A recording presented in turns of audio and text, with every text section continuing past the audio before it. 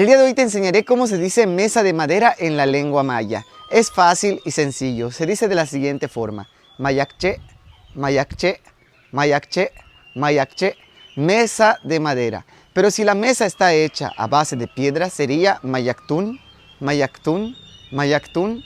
Bien, ¿cuál sería algún ejemplo en alguna oración? Sería de la siguiente forma: Holgiake bineniman el mayakche tek iwiko, que significa: ayer me fui a comprar una mesa de madera en el mercado.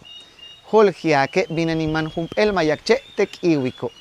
Otro ejemplo de oración sería Tinwotoche yanten el mayakche, que significa: en mi casa tengo una mesa de madera. Tinwotoche yanten el mayakche. En mi casa tengo una mesa de madera.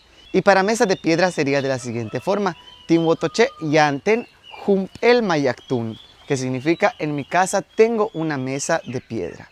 Y para terminar este video les diré una adivinanza con referencia a la palabra del día de hoy, mayakche. Y dice de la siguiente manera: Natle bala pal, adivina esto, niño.